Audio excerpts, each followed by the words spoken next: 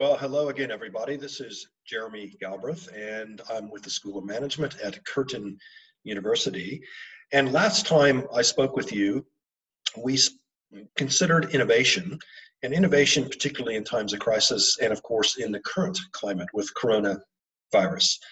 And I'd like to follow up on that and talk about a few more additional areas that we probably should consider in the current environment. Last time I mentioned somewhat briefly, how do we think about it? How do we define innovation? How can we conceptualize innovation? And I spoke briefly about that. There's kind of a four quadrant topology that I mentioned. I'd like to expand on that. And the reason that I want to do that today is because, again, I want to iterate or reiterate very clearly that innovation is not just for technology companies. Innovation is not just for big companies who might have deep pockets. Innovation is not just for the entrepreneur. Innovation is for all of us, regardless of the sector that you find yourself in. Innovation is actually for us individually in our own homes as well. So I think it's important to relook at how we conceptualize or define innovation. I've got a couple of new models that I want to present, or topologies that I want to present. Also, I want to talk you through some statistics that I came across recently in my own research that I hope will give us a little bit of confidence in terms of what might be happening with this coronavirus situation that we find ourselves in. And ultimately, I want to wrap up with a little bit more of an in-depth discussion around some of the practical issues that we need to consider with respect to how can we be innovative in this time of crisis, but not just that. What I want to be very clear on as well is let's not take our eye off the longer term as well. So what happens when we recover? What happens when this crisis ends?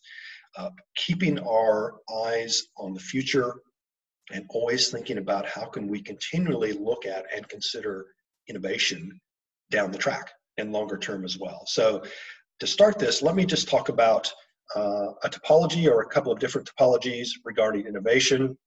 I'm going to show you a couple of frameworks that I think are important and valuable to consider. The first one is the one that I mentioned briefly last time. It's what I call the ideation view. Last time I spoke about, we can think about innovation in terms of just being something that's incremental. So in this case, it's typically we think about incremental innovation, particularly with respect to a product. So for example, think about Coca-Cola, adding a flavor to Coca-Cola, cherry Coca-Cola. That would be considered an incremental innovation. And for many companies, particularly many product companies, maybe in the current climate, that could be the proper pathway to innovation. The next one to the right of that is what I mentioned last time about transformative. You might refer to it as disruptive. We think about Apple iPhone. Now, Apple did not invent the smartphone, but when they came out with the iPhone, that was fairly transformative in terms of the technology around that. We can also think about Amazon.com. Again, I mentioned last time, Amazon.com, in my view, is a business model innovation. At the time, going back to the 1990s when they first launched, that was a fairly transformative innovation. Some would call it disruptive. If you think about bookstores, what has it done to the traditional corner bookstore? Many argued that Amazon.com and others like them would put the so-called brick and mortar stores out of business. You can make your own judgment on that. The next one is radical innovation. My view is that radical innovation doesn't come along every day. Think about the airplane, think about how that's transformed the earth in terms of moving people around, business, travel. It's been a pretty radical innovation over the last century. I also would consider the Ford assembly line. So the original Ford assembly line that Henry Ford brought into Ford Automotive Company, that was a process innovation. And at the time, and in the context, I would argue that was a fairly radical innovation because it completely revolutionized how cars, trucks, automobiles are manufactured to this day. The next one on the far left quadrant is what I call architectural innovation. So think about memory foam, the microchip. These are innovations that have been applied across multiple applications. It's considered architectural. Now, in reality, radical innovation, disruptive, transformative innovation. Some would argue that the lines kind of blur there. I'm not going to necessarily contest that, but it's a good way for us to frame up and to think about how do we conceptualize innovation. Now, let me just present a couple of other alternative models. One is called the type view. So here we can maybe break that down a little bit more specifically. So product innovation, of course, there's all kinds of product innovation going on all the time. Process innovation. So again, this is to me, particularly, for example, if you are in a government agency, an organization that really doesn't provide a product, but certainly there can be process innovation. I think it's happening in the current climate. We talked about that last time. Again, continue to look at what the government is doing. My view is that they are clearly looking at transforming their business processes in terms of how do they interact with you and me. Those are process innovations. Marketing innovation. So this is another one that I didn't really talk about last time, but we can consider it as an innovation. It could be, for example, bundling multiple services together into one bundled package. Some would say that's a marketing innovation. Things like product placement on television shows like MasterChef, those could be considered marketing innovations. And for organizations that are heavily marketing driven, absolutely marketing innovation is important and critical. The last one is so-called organizational innovation. That could be, for example, restructuring the organization. What does the organizational structure look like? Well, in the current crisis and current climate, perhaps we need to think about innovation around our organizational structures. I would also argue that this is where a business model innovation would fit as well, because the reality is that many, I think, organizations in the current climate need to consider how do we transform our business models, not only to sustain ourselves in this time of crisis, but also maybe for future opportunities as well. That's another way that we can think about innovation. Let me show you another one. This is what I call, or what is called, the circumstance view. Now, this is, to me, an interesting one, because if we look at the top band, so-called revolutionary forms of innovation, what this quadrant suggests, or this band suggests, is that there's high uncertainty, both internal and external, to the organization. Now, the reality is we are definitely in the middle of very high uncertainty, both externally and I would suggest internally. So some would suggest that in that case, the business model is under complete disruption. Again, I've mentioned it last time. I'm going to suggest it here again today, because I work in higher education. My personal view is, and it's my personal view, I think that the business model of higher education may, in fact, very well be disrupted considerably. So I just saw some research from McKinsey & Company. For those of you who don't know, McKinsey & Company is one of the world's leading strategy companies. They just came out with a paper looking at the US higher education system. Now, admittedly, that's a different context than Australia, but nonetheless, I think some of the takeaways are applicable to Australia. And one of the scenarios they paint is you could see significant disruption within higher education. So again, as I mentioned last time, kind of keep an eye on what's going on in that space. I think that personally, I'm not sure that things will ever be the same once we come out of this crisis. We'll wait and see on that. But the point being here is, where do we find ourselves? What are the circumstances that we're under? In this case, we're in a pretty extreme circumstances. So it may be that for some organizations, the business model is going to be disrupted, and there needs to be innovation around that. The second one down is what is so-called evolutionary innovation, more about maybe there's moderate to high levels of uncertainty, whether it's external or internal. That may be where we begin to think about changes in technology, restructuring of the cost base, for example, changes to the product portfolio. Certainly, again, as I would have mentioned last time, and what I'm still seeing is companies who are product-based are innovating around the types of products that they're trying to offer. Alternatively, you think about the tourism sector, the hospitality sector, they are certainly becoming much, much more online driven. So they're coming up with innovative solutions to be able to stay in business, to be able to provide their products or their services online. We're seeing a lot of that, and my suspicion is that will only continue. Last one is so-called incremental, low levels of uncertainty, and typically we might see that in those cases the business model is fairly stable. Maybe there just needs to be a simple requirement just to continuously improve. Again, it may be more based on the previous topologies. We think about incremental innovation. So what I would challenge you and what I would ask you to consider is, where does your organization fit within these models? And that might help point you towards the types of innovations that you need to be thinking about, not only to face the current situation, the current crisis, but how do we think about transforming longer term as well? And I'm going to come back to that, by the way. So let me just move on from that. The next one is actually some interesting research that came out of Boston Consulting Group. Again, for those of you who don't know, Boston Consulting Group is another world-class, high-level strategy consulting firm, and they have what they call this Henderson Institute. He was the founder of Boston Consulting Group. But what I think is interesting about this graphic is it's looking at how are, in this case, businesses, so this was a survey they did, how are businesses responding to the current crisis? And what I want to point your attention to is there's a line about just a little bit more than halfway down. Look above that line. What they found was that most businesses are reacting. So if you go to the far right-hand side, you see those green bars. That's suggesting the percentage of companies that have taken a certain particular measure. Again, you can look at some of these measures above that line, set up a COVID-19 rapid response team, things like arranging flexible working plans, working from home. Again, myself, working for Curtin University, I'm actually sitting in my home today in the hills east of Perth. Clearly, flexible work arrangements and work plans need to be put in place.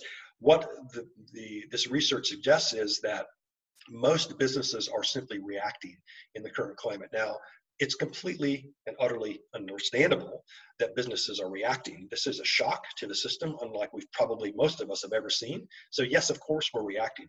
The point I think that needs to be made here is if you go below the line, they have three other areas that they talk about in this particular report. They talk about rebound, recession, and reimagination. So what they're finding here is that when we start to think about the longer term, what happens as we move through this crisis? What happens if things rebound? What happens if a recession comes? I'm going to talk about that in just a second.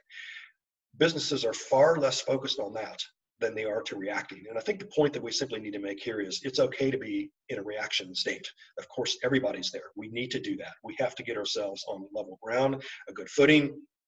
However, the point is, we also can't take our eyes, we can't take,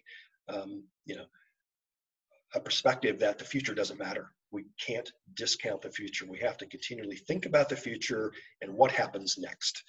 And I think this is a good indicator of that. Most businesses aren't doing that. What I suggest, if you are in business, you should be doing that. And you should be doing that now. As hard as it might be, because we're under so much pressure to react and to keep ourselves in survival mode, but don't take the eye off the ball of the longer term. I think that's a good point here. I'm going to come back to some of these issues in just a second. The other one is, in this particular report, they talk about early signs of recovery in China. Now, we know this is the start, the epicenter of the coronavirus. And to the point that these statistics are accurate, what they suggest is there is a recovery going on. So if you look at,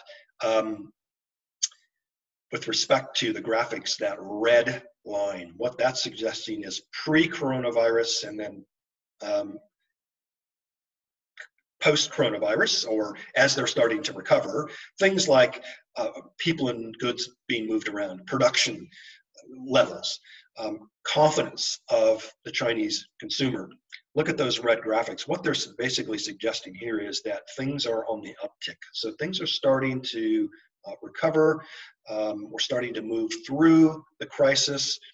Production is resuming. Consumers are being a little bit more confident, at least in this case, based on property transactions. We're looking at congestion rates, So things are moving, things are happening. So the point I simply want to make here is that, again, to the point or to the degree that these statistics are factual,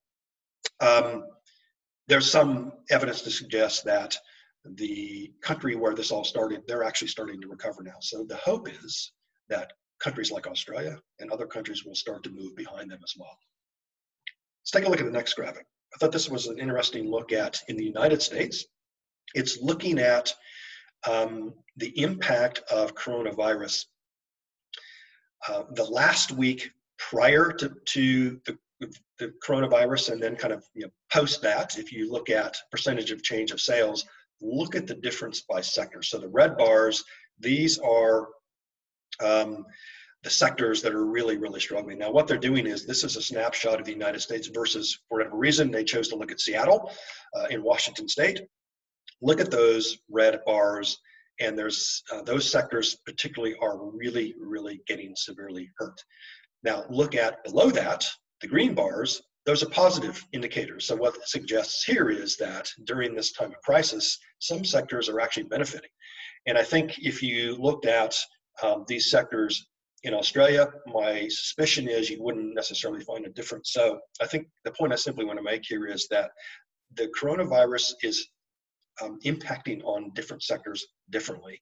And so in some sectors, sadly, it's really, really, really tough right now. In other sectors, their issue may be not that we're going into decline, but we're struggling to keep up with demand.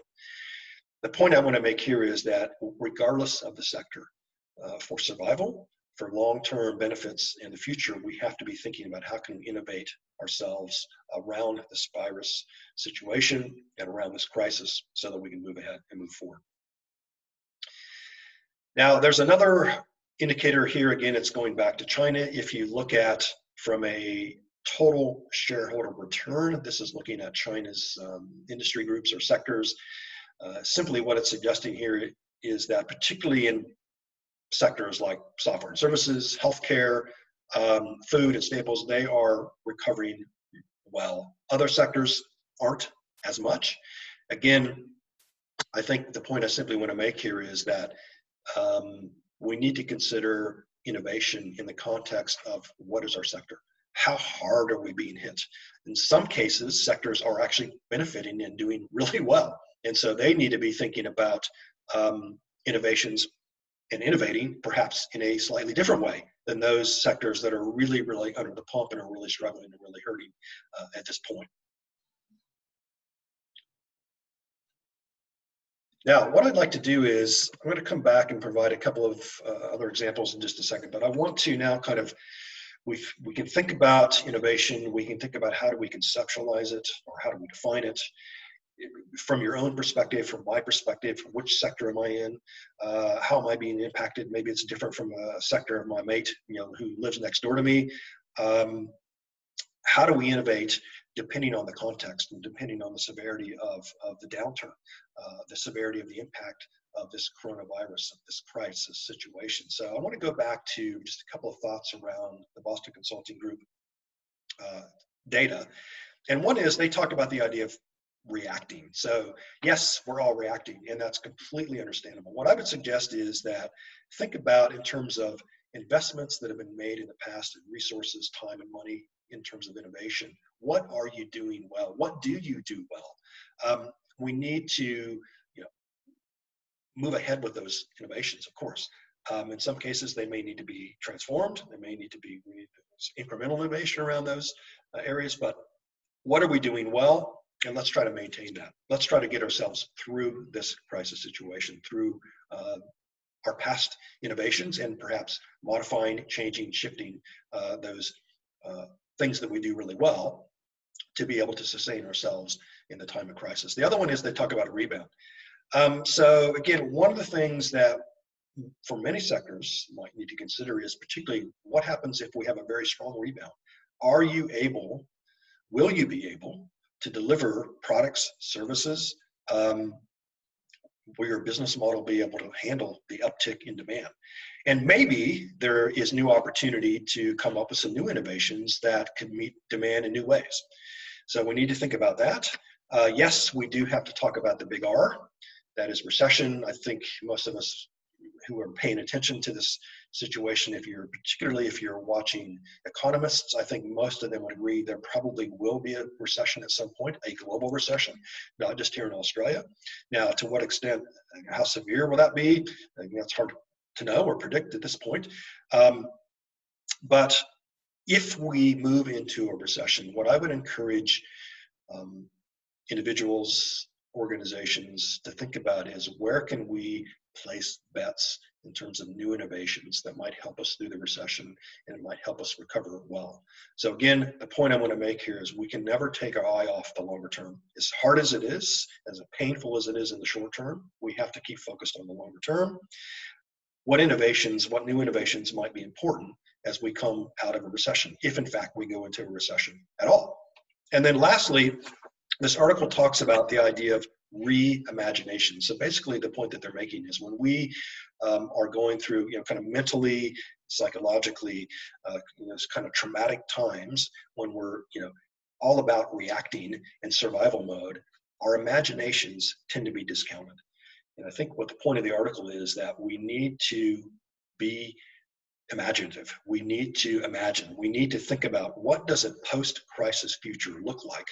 And how can we innovate to get us to that point? So let's not discount our imaginations. And I think there's a lot of imaginative things happening from an innovation perspective simply because of the crisis, because sometimes that spurs on a high level of innovation. I'm going to talk about one here in just a second, but don't discount your imagination. We all have been given the gift of imagination. Let's think about a post-crisis future. What types of innovations might be important in that situation? Now, let me move on as well. I want to talk about a few more lessons that I think we can apply to innovation in the current moment, but also longer term. So one of the things that we need to think about in terms of innovation is what I call new learning. Now, in the organization literature, in the strategy literature, there's a concept called sense making.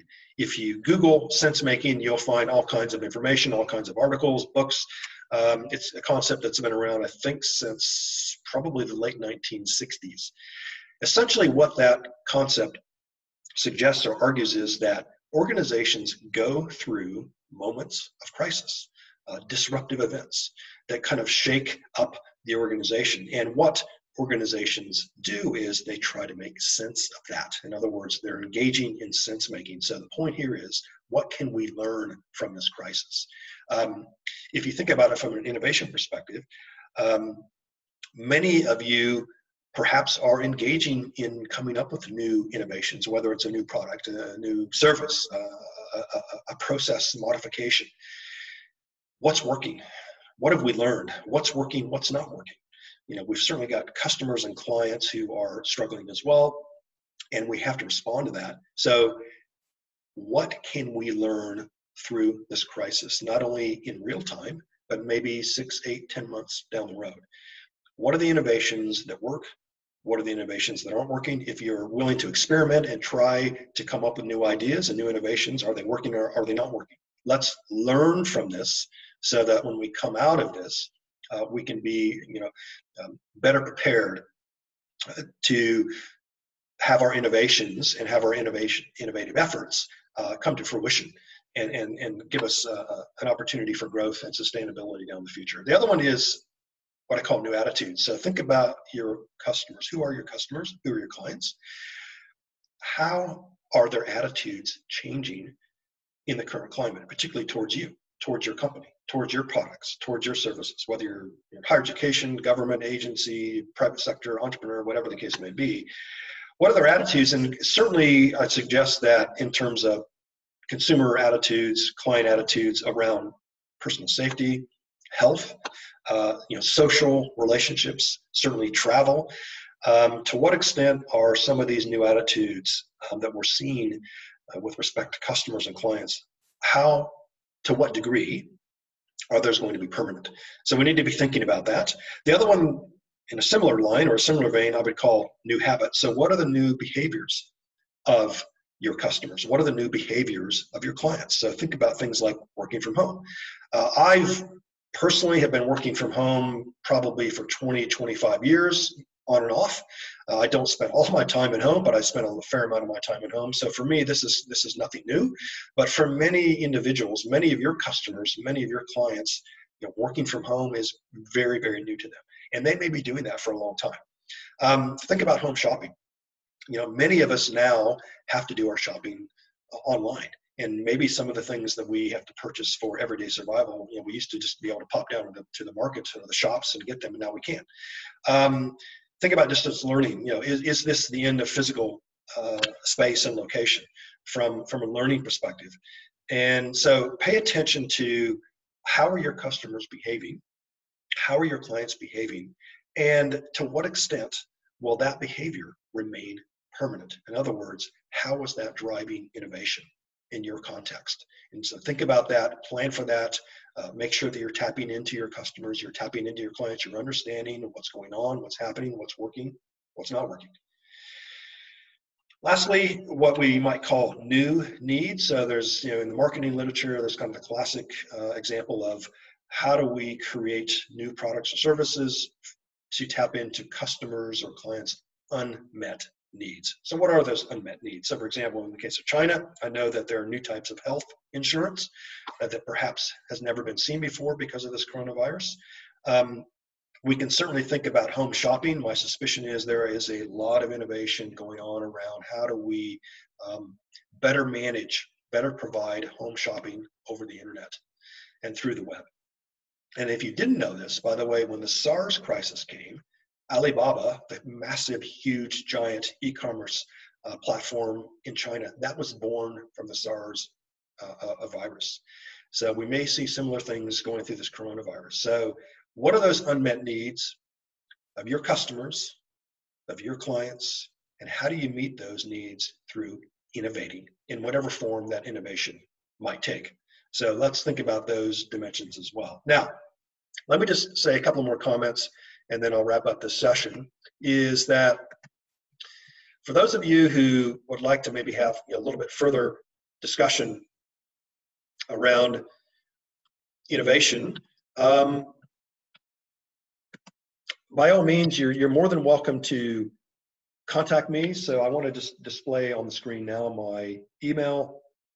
I am more than happy to have further conversation around anything that I've talked about, or if you want to talk about innovation more generally, or more specifically, I'm happy to engage. So here is my Curtin email address. Feel free to send me an email because I'm quite keen to help throughout this time and to help individuals and companies and firms and government agencies engage more readily in innovation. So please drop me a line. Now, I want to close with this. Last time that we spoke, I said, pay attention to what's happening in the healthcare space around innovation. And this is an article that I just came across maybe a week ago. I thought it was really interesting. So the Minister for Manufacturing in Queensland asked Jamie Whincup's supercar engineering team. Now, my understanding is this engineering team also, I think, does some work with Formula One. Essentially, he asked them, hey, can you guys create a prototype of a ventilator that we can actually manufacture right here in Queensland? And my understanding is that this engineering team came up with this, as you see on the screen, this prototype of a ventilator in essentially a couple of weeks. The point being here is innovation was rapid. It was quick. It's meeting and trying to solve a massive human problem. And rather than Australia be dependent upon ventilators coming from overseas or manufactured somewhere overseas, why aren't we doing that right here in Australia? And so I think that's the point here, is let's create our own ventilators.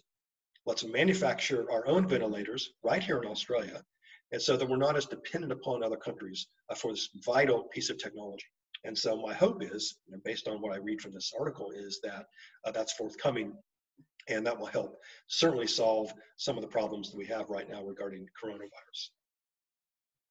That's just a good example of how we can think about what's happening with respect to healthcare. There are many, many, many other examples of innovation that is happening currently as we speak. So look, I'd like to just say thanks again for taking the time to listen to this. I probably went a little longer than I would have liked to have, but nonetheless, I'm going to wrap up this three-part series in a week, maybe 2 weeks, with a more definitive look at how do we engage more effectively around innovation in our organizations. And so that will become forthcoming, and again, stay tuned for that. So I guess I'd like to leave with this.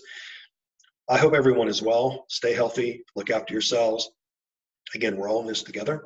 We need to support each other. We need to be there for each other. And we need to always be thinking about how can we sustain particularly these very, very hard hit sectors and businesses. And one of the ways that I think that we can do that is through a focus on innovation. So I hope you do turn your attention to that, and I hope that we can make things a little bit better.